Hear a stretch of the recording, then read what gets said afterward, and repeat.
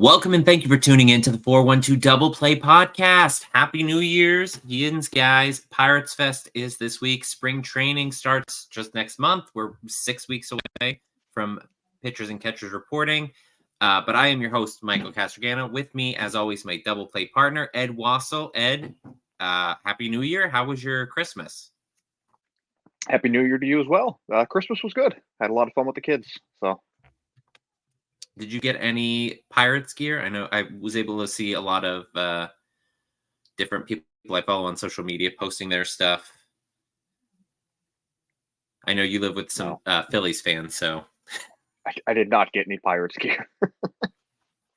My wife got me a bracelet that if you're on the video side, people will be able to see. There we go. And my son immediately broke off the one part to it. So the joy of having children. Yep. And but I ordered a City Connect Clemente jersey, so I should have that ahead of Pirates Fest next week, which we're obviously going to talk about. If you follow me on social media, hopefully you saw that I wrote an article detailing some stuff of what to expect. We still haven't gotten really an outline from the Pirates of the event schedule.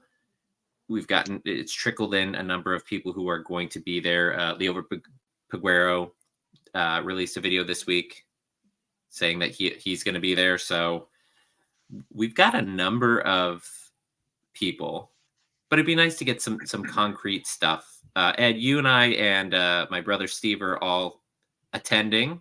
We're all very excited about it, making the trip out west. Who or what are you most excited to see at Pirates Fest? I think I'm most excited to see Bednar just because he's like Pittsburgh through and through, and he just seems like a super fun guy to be around. And this is going to be his first. What about you? Pirates Fest. I think it's going to be exciting to see Kutch because it's going to be the first Pirates Fest with Kutch back. I'm interested to see like some of the alumna coming back. So hoping for guys like Steve Blass and Kent Colvey and Manny Sanguillen being in attendance. Fingers crossed on that to be at the autograph sessions. Not that I'm like obsessed with getting their autographs, but just be cool to be able to see those guys again. But for Pirates moves, Ben Cherington, who in the past when he was selling off product was very active around the holidays and on the holidays specifically. No moves this past week. We're still waiting on the Martin Perez signing to be made official. Last thing we heard on that was that they were pending for the physical. There's been some theories on social media that perhaps he is out of country. He's from Venezuela, perhaps spending the holidays there, or there's a trade that they're trying to work through. What is your best guess as to the reason why they haven't officially completed that trade, that signing? Probably a combination of those two things. I mean, they are going to have to open up a 40-man spot for him, I believe. So, I mean, if they are working on a trade, that makes sense. But odds are, if they bring someone in, they're also going to go to the 40-man. So, I don't really know. Yeah, it has been alluded to by people like Jason Mackey, who had advised that there may be more news upcoming. Some people that I've talked to have mentioned certain pitchers that they could be looking to trade for. Talks, nothing concrete yet, so we'll see. There's certainly a lot of offseason left, and as far as teams being busy, like Pirates are on the more busy side. There's a lot of teams that have just been sitting on their thumbs, like the Cubs. We're recording this on Saturday, so I'm sure Sunday morning they'll have re-signed Stroman and Bellinger and inked Snell and all this and other stuff. Montgomery and Snell. Oh yeah, they're just gonna have all the guys. So, but as of now, December 30th, Cubs haven't really done much. Cardinals signed a couple pitchers and then stopped. Reds just signed Frankie Montas. Lucas Giolito, who was one of the targets that we had said potentially the Pirates could pursue, signed a 2-year deal with the Red Sox for $38.5 million with an opt-out, and there's like another option after those 2 years if he reaches a certain amount of innings. And even the Montas deal, what was that, 16 million? 16. So that was somebody who we thought could potentially be a fit because of his injury issues, but he's getting paid. So And Giolito is getting paid much more than I expected. He's got a good track record, and he was good with the White Sox before heading to the Angels. But that's just kind of how it is, this market. And my buddy Gary Morgan over at Pirates Fan Forum, he wrote for Inside the Bucs Basement this week about why, basically questioning why there hasn't been more talk about a Mitch Keller extension, especially given what he produced last year. He tied for 10th most in all of baseball in strikeouts. He just fell short of the 200 inning threshold, not threshold, but that's a lot of pitchers do aspire to get to 200 innings in one season, and he was very close, all-star. We have talked in a previous episode about what an extension for him might look like. With the days and weeks ticking down to spring training, do you think that does get done before they head down to Bradenton, or perhaps we see an early season deal a la Brian Reynolds like last year? It seems to me that both sides want to get a deal done. I don't know how important it is to either one to make sure it happens prior to the season starting. But I think probably, I'm going to say before opening day, a deal gets done with Keller. Man, I really hope so, because that pitching definitely moves that need to be made. But this week is going to be the first of our multi-episode segment, like we did last year, diving into each aspect of the Pirates roster. We're going to start with the outfield. There is a congestion that has emerged among our outfield options, with some internal options as well as acquisitions from the outside. So let's talk through some of the options currently, who we may see in Pittsburgh this year and who may be getting pushed out. Obviously, because there are so many guys who mostly profile as corner outfielders, because right now on the 40-man roster, they have, what do we say, 6? 7? 7, technically. 7, because they've got Reynolds. If people don't know first names, Brian Reynolds, Jack Sawinski, Edward Olivares, Josh Palacios, Kanan Smith and Jigba, Connor Joe, and Henry Davis. So those are the ones currently listed in the outfield. Kutch, but they have stated that Davis is probably going to be behind the plate this year, so we can more than likely scratch his name off this list. That's the thing. Davis is most likely going to be catching because Endy is out of the picture. So it's between Davis, Jason DeLay, whose ceiling is pretty low, and Ali Sanchez, who I don't even know if he has a ceiling, in the worst way that you could say that. Like, he's another, they're both backups. Like, unless they get somebody externally, which I don't know who they'd end up getting, there's not a lot of options for them to do that. Yeah, not on a one-year deal. So, and similarly with Connor Joe, because there's so many outfielders, it doesn't, and he only plays a corner outfield position. So, and I think he did all right in outfield. I think he was +1 outs above average, but his defensive runs saved was like -2 or 3. If you're listening to this, I've already posted the story. I'm working on a story about the outfield depth for Inside the Bucs Basement. So definitely check that out if you want a more in-depth look at this than we're going to give right now. But it seems like Connor Joe may be that right-handed platoon bench bat for Rowdy Tellez at first base. So even he shouldn't see too much time out there. But another one not listed as an outfielder and I think split decent amount of time there, was G1 Bay. Now, his routes weren't great. He made up for it with his speed. And I think that if he got a little bit more reps out in outfield, he'd be able to get there.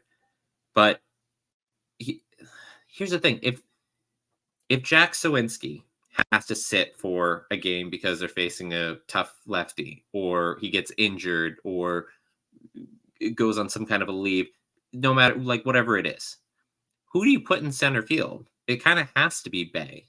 You can't, like, maybe you could, in an emergency, shift Reynolds over there, but I don't think that he should. I think he had 114 innings in center last year, and he was -1 outs above average.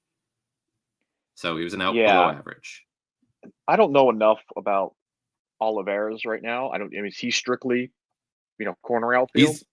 He's corner outfield. Palacios is probably corner outfield. Like, he's got a really strong arm, as does Olivares. CSN also corner outfield. I mean, I'm hoping he cracks the 26 man again and gets more opportunities, but yeah, I mean, Sawinski's the only one who, and even he came up as like a right fielder. Profile's better there, but like, who's the center fielder? They haven't added one of those really. No, and that could just be, a future acquisition that we're waiting on. I mean, we've discussed it last week with Connor, so yeah. So I mean, you might at this point you might just have to stick it out with Sawinski barring injury, with Reynolds or Bay as his backup in center. Yeah. As far as projections, and I did keep Davis and Joe and Kutch and all those guys on this list for Fangraphs, and you go ahead and tell me you think, I guess, higher or lower on this. Brian Reynolds, they have him projected F4 of 2.7, WRC plus, weighted runs created plus, to the league average of 117, 24 home runs, and 811 OPS over 149 games played and 644 plate appearances. So 811 OPS, 24 home runs. I think he had more home runs this past year. I want to say he was around 27. But yeah, I'm gonna go plus with Reynolds there. I mean, you kind of have to hope, because he's the heart and soul of that batting order. He's gonna right now be running it. Like, he showed a lot, obviously, and actually, O'Neal Cruz, if he's last year was a little bit of a down year for Reynolds as far as batting. Yeah, going into researching for the outfield depth piece that I was working on, his numbers have dropped across the board the past few years. His WOBA, weighted on base average, 2021 was 385, 22 was at 349, and then 23 down to 338. Walks, on base percentage, slugging, WRC plus, everything had gone down in the past, over those 3 seasons. He did get a bit unlucky. Like, his, and he was dealing with some injuries as well this past year. Yeah, which is the same thing with Kutch, and obviously we're going to talk about that as well. But everybody over the course of the season is going to be dealing with injuries, so you just kind of hope that can't derail him too much, or if he needs to have a stint on the injured list, he's able to say, okay, I need this time, I need to go and take a break, recover, wrist, ankle, knee, whatever it is, and then be able to come back and be productive. Yeah. Because like a 50% Brian Reynolds might be better than most of the other options that we have on the team, but I'd rather him take some time and get back to 100% Brian Reynolds and post maybe even higher WAR, because his WAR last season I think was 2.6, and in 2021, I think he was at a 6.0. Like he had a 6 WAR season, and that was crazy, and something that he can potentially get back to. Yeah, But but a you lot can't of expect that every year. yeah. The next highest on the list is Sawinski, 107 WRC plus, 23 home runs projected, 771 OPS, 113 games, 490 plate appearances, and a 2.1 F4. Which, if you look, and Sawinski, I feel like is the one player on this team that draws the most ire from the fans. Ire, is that how I want to use it? I think that's how I want to use it. Sure. Because you look at what he did in August when he had like 10 hits all month. And like, I think 3 or 4 of them were home runs, another 2 were doubles, but he just struck out so much. Walked a ton. Like, I think that was his highest walk rate of the season. But then he hit September and he batted like 450 over the month. I shouldn't be saying stats when I'm able to pull them up, but I think that's something that is infuriating to fans of the Pirates, because you have this guy who you see is capable of going out there and clubbing a bunch of home runs and getting like a 350 to 400 plus on base percentage with that power potential. And then he goes and strikes out in 32% of his at bats.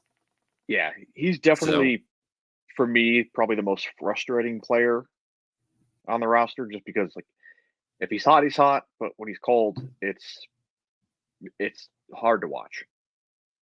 And you can but almost if you look at his season it, overall, it was a big step up from his first year in 2022, which was not even a full season. I think he came up in like June or July. And that last month of the season, if you extrapolated it over a full season, if that's something that he's able to kind of get in that routine, and he's someone who takes meticulous notes whenever they're showing him after his at bats in the dugout, he's writing in his notebook. A lot of players do it. I've never seen anyone do it as much as Jack does. The kid is well, just I wish so he took better dedicated. notes. I mean, sometimes you just kind of get in a headspace where you just keep snowballing, and you could snowball bad, like he has, like he did last August, or he could snowball really good, like he did in September. And it's just kind of a matter of breaking out of the bad cycle to be able to put up the kind of numbers. Because I think, a 2 to 3 WAR season seems very attainable for Jack. A 30 plus home run, 771 OPS. He should be higher than that. Like, he can easily be challenging for the team lead in on base percentage if he just is able to make a little bit more contact. And I don't think his chase rate isn't bad, but his whiff rate is. Like, he's got a top tier chase rate, so he's not going after balls that are out of the strike zone. But when the balls are in the strike zone, he just misses Or just watches or them he go right crushes by. them. Yeah. So, um, so moving on from Sawinski, Reynolds and Sawinski are kind of like the two obvious ones, and in left and center. And then right field is kind of mixed bag. Palacios did well at times last year, mostly in the late innings when the spotlight's on. That's JP's time to shine. Fangraphs has him projected 102 WRC plus, 11 home runs, 751 OPS, 83 games, 357 plate appearances, and a 0.9 F WAR, which isn't bad if you consider he's most likely going to be a fourth outfield bench bat, late inning replacement. I mean, he's got pretty good defense. I mentioned before he's got one of the stronger arms. I think it clocks at like around 90 to 91 miles per hour, potentially higher than that. So, what would your thoughts be if opening day Palacios is the starting right fielder? I wouldn't necessarily be against it due to lack of options, kind of. I mean, fun. if you want to give him a shot, I'm okay with that. But I see him more as a fourth outfield and like a bench bat. I do too. If for me personally, I have someone else who I like better to make the 26 man. But Palacios has an option, so he could potentially go down to Indianapolis repeatedly throughout the year. The next name that we have on the list is Edward Olivares, whom the Pirates acquired from Kansas City for Davis Nadal. He was in like Bradenton or Greensboro, very low level prospect. He'd been in the system for a number of years. Middle infielder. It's not a big loss. They just kind of need to make room, the Royals, for some of their acquisitions. But Olivares projected for a 101 WRC plus, 8 home runs, 750 OPS. They have him projected for 63 games and a 273 plate appearances, a total of 0.4 WAR out there. And I think if the season started today, most fans would expect him to be at least in that outfield discussion. Obviously, there have been some other minor acquisitions, and we're not going to get super into them. Gilberto Celestino, the Pirates acquired from the Minnesota Twins. McKinney. I'm blanking on the first name. Ryan McKinney? Brian McKinney? I'm not sure. McKinney, the outfielder. I just had it too, and it's gone. Didn't write it down. McKinney, who they acquired from the Yankees for international slot space, which is nothing. Basically, the ability to spend money. The Pirates traded that. I mean, that's also what they got for Austin Hedges. But you know what? That's fine. So right now, those guys are not on the 40-man. Olivares is. He does, I believe, have an option. But what are your thoughts on him in whatever research you did for that individual? I basically did no research on him.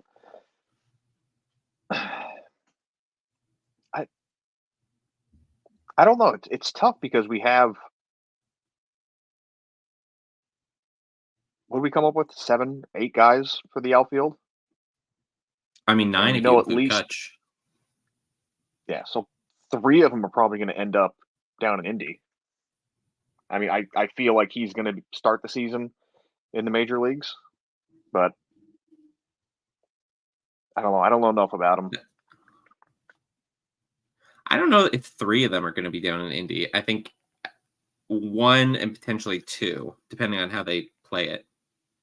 Because G1 Bay, who's the next one on the list, I've got projected for 91 WRC plus. He was worth negative WAR this past year. Got like the 4th most plate appearances of all the Pirates. But it does have options. He does have options.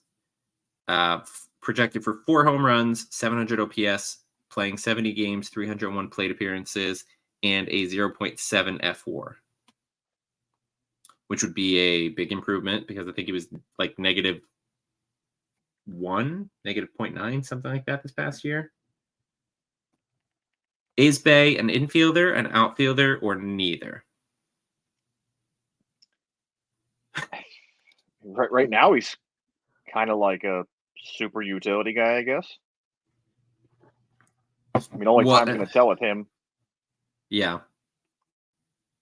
His speed profiled really well earlier in the season. Right. He's got great speed. But his defense at shortstop is not good. His defense at second base is not good.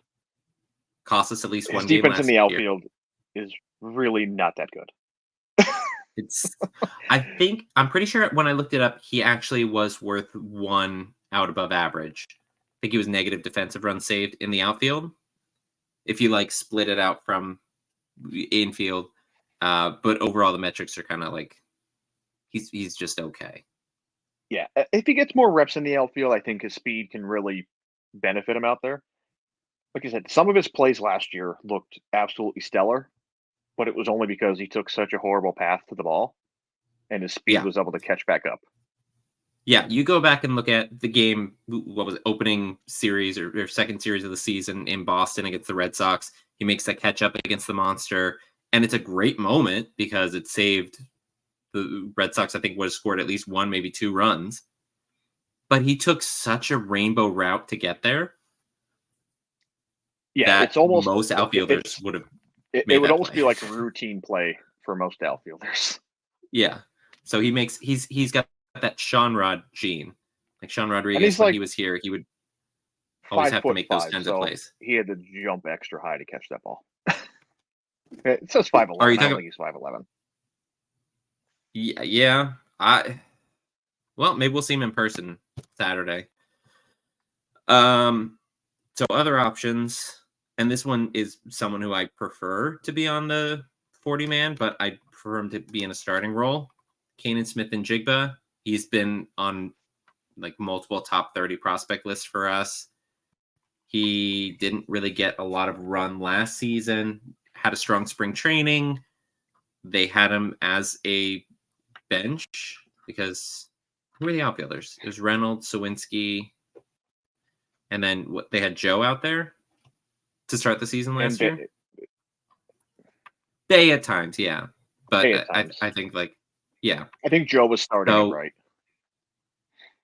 So CSN was kind of that fourth outfielder, and for a young kid who's just finally getting his feet wet, getting to like in the majors, to have to sit more often than not, I think really set him back. You look at his numbers like later on in the season, he really caught fire, but like he had like a 117 average when he was in the majors last year, got sent down, came back up for like a series, I think in Washington, and didn't even get any at bats. They put him in the field for a couple innings, but that was it.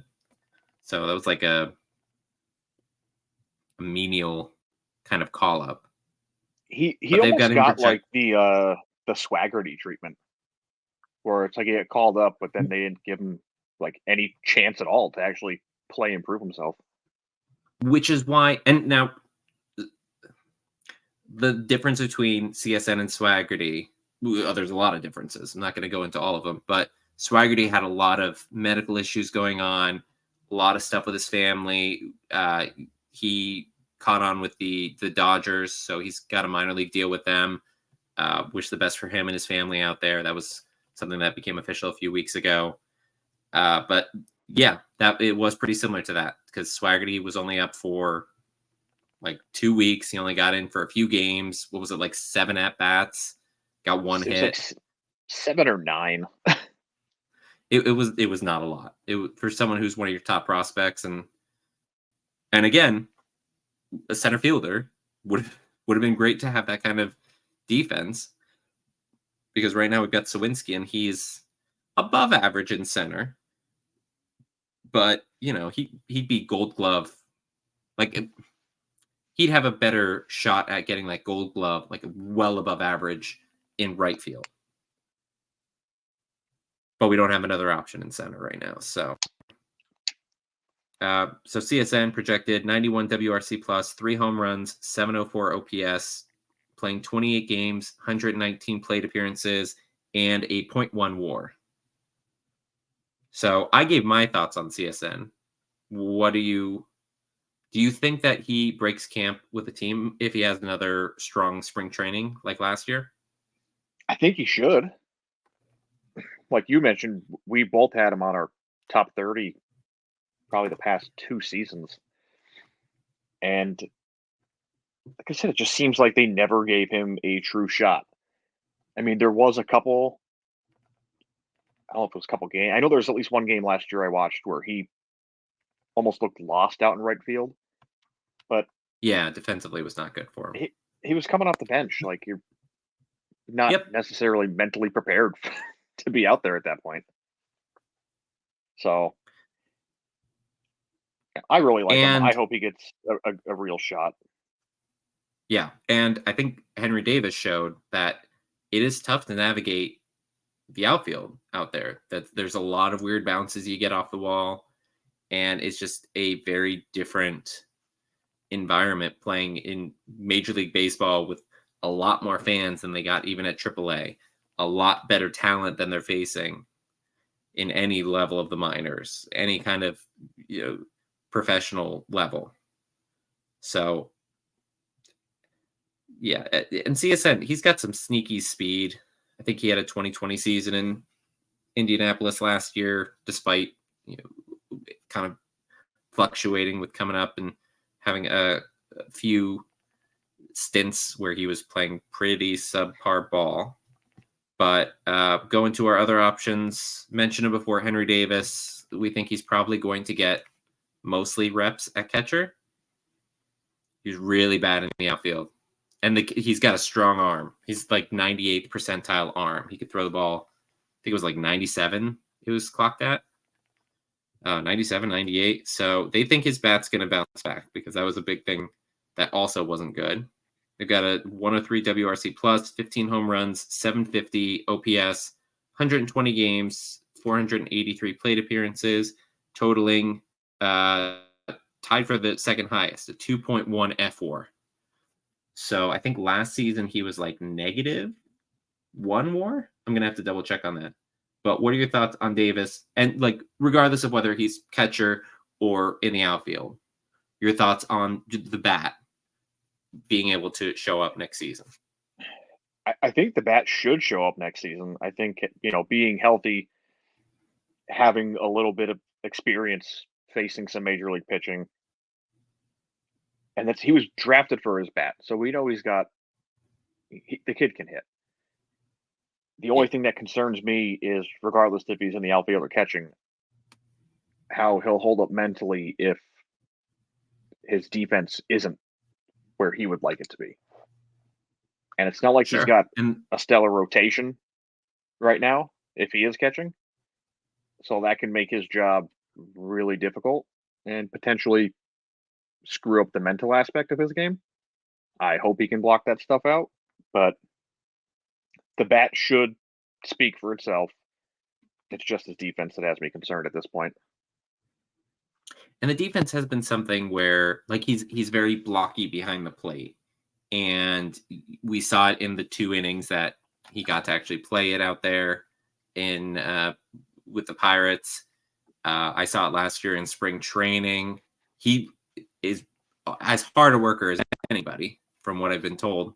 But there are some parts of his game that it's an uphill battle, and he's still going to have to overcome it. But yeah, I feel like he's really stiff. Yeah, he's very blocky behind the plate. Pitch framing isn't great. I've heard that, like, pitchers in the minor leagues, like when Priester worked with them, Jared Jones worked with them, they all felt very comfortable pitching to him because he just built that kind of rapport. So you got to hope. And we're going to talk about infield in next week's episode, so we'll go into more depth with that. Talking about Davis again. But the hope is that his bat comes around. I looked it up. He was -1 WAR last year for Fangraphs. Also, remembered McKinney's first name is Billy. Not that it matters. Thanks. If he ends up in the Pirates outfield in 2024, we've either had a lot of injuries or everything else has gone really wrong. So other option in outfield, and potentially could see some time out there, Connor Joe. Especially because, right-handed, if Sawinski sits against a tough lefty, they've got Reynolds out in center, Olivares maybe shifts over to left, and then they put Joe out there. It's possible that happens. I don't know.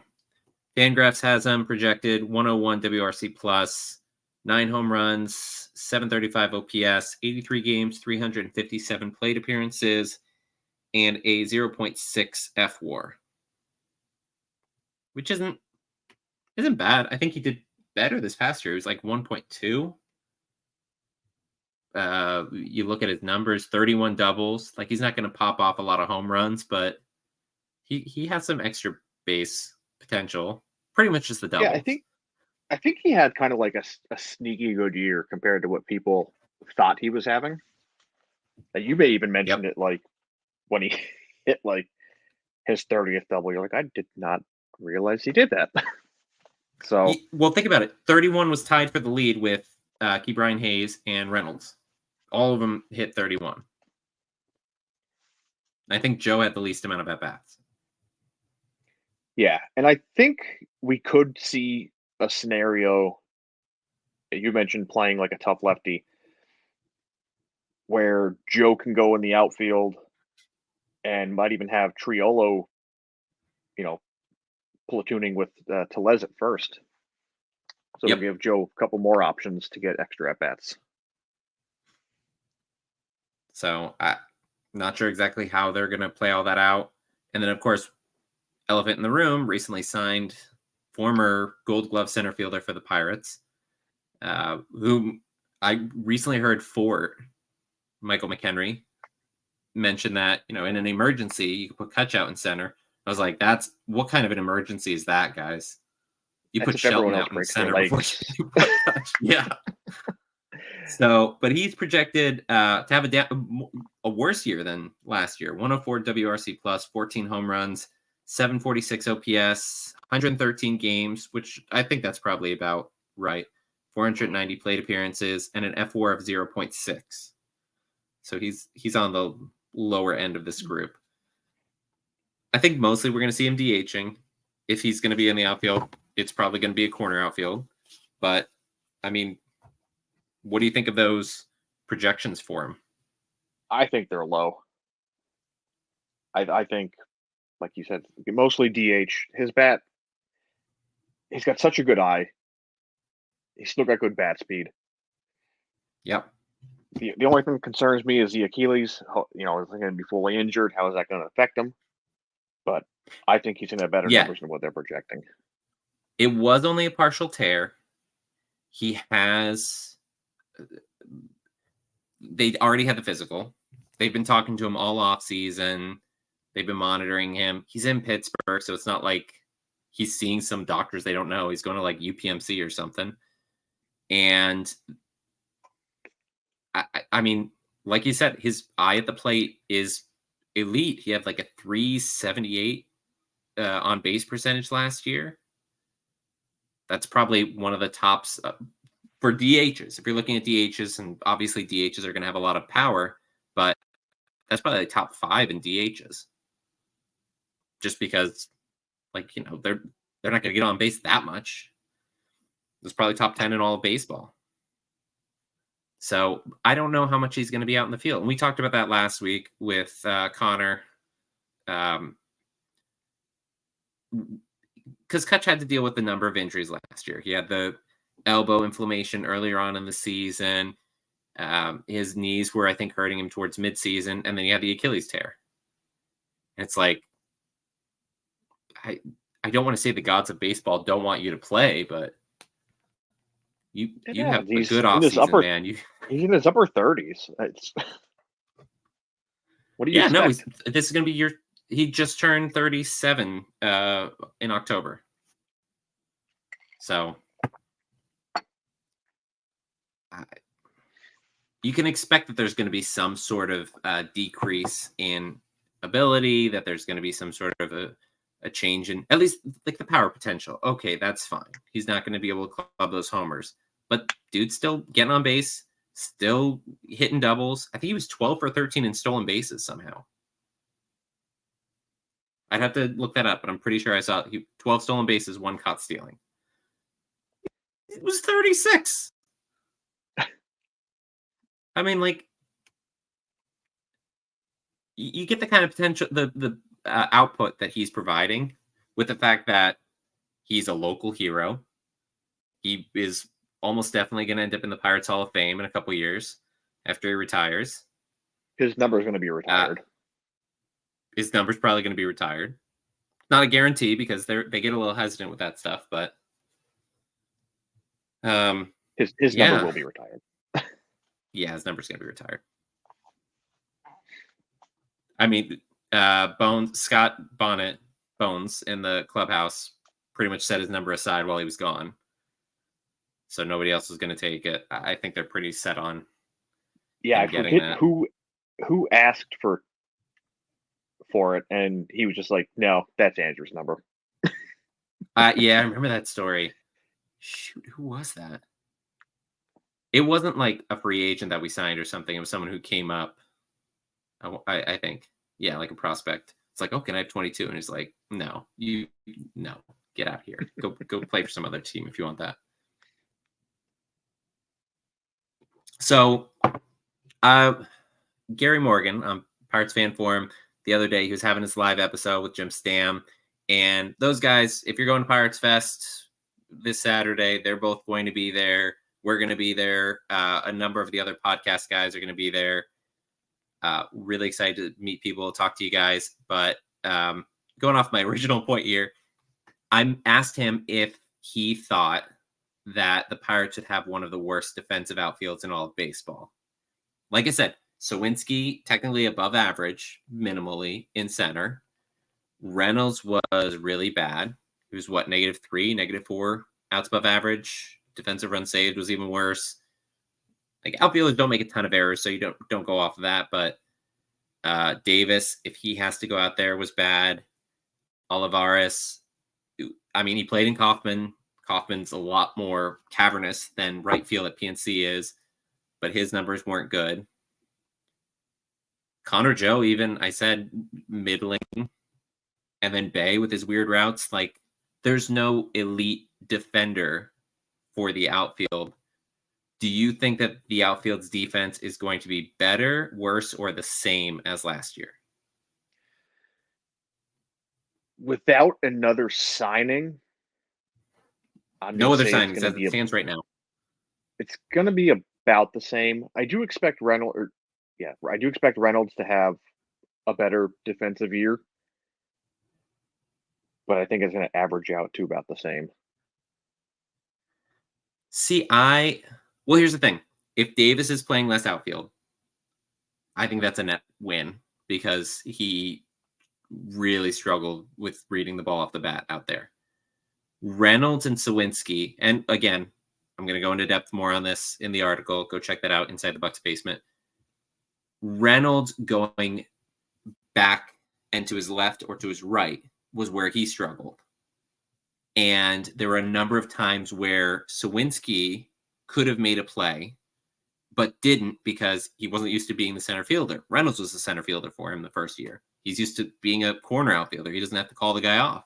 So he wasn't instinctively calling off Reynolds as he's coming in. Then Reynolds can't make the play and the ball gets by them. So Sawinski, if he can take charge and get those balls to his sides, because he's got better speed than Reynolds. He's in like 78th percentile, something like that. Like he's a pretty fast dude, sneaky speed. And then the issue with Sawinski was reading balls that are going to fall in front of him. Like for some reason, his struggles were charging in to catch the ball or field the ball. So it's just a matter of getting more comfortable and getting reps, seeing those balls, seeing how like they fly, how they spin. If it's hit off a slider, hit off a fastball, curve, it could knuckle differently for each of them. I don't know. I'm not a professional baseball player. I assume it does. But just more reps, I think he'll get there. And then Olivares, I mean, pretty much said it already. Moving from Kauffman to right field at PNC. Like left field at Kauffman is, I don't want to say similar to left field at PNC, but pretty big. It's a pretty big park. They got a lot of grass in that outfield. So that's a lot. No, it's no cores, but that's a lot of grass to have to cover. So I think with that, Palacios getting a little bit more comfortable. Joe, if he has to go out there, Kutch, when he has to go out there, because I'm assuming they want him. He said he doesn't want to be a hood ornament. He's going to be out there.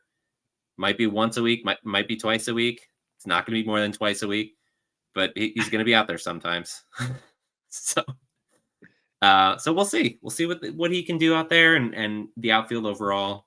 The outfield offensively, how comfortable are you feeling with the current situation? I want Jack to get better offensively. We already mentioned, I don't want to keep repeating the same thing. Streaky. If he can be more consistent, I would be very comfortable with the outfield offensive output. I hope Jack is there on Saturday so you can say this to his face. Be like, hey, I'd really like you to hit more, like consistently and more often. That would just be great, man. And he would probably be like, dude, I'd like to hit more and more consistently. He seems like such a It just cool seems, dude. It's just, yeah.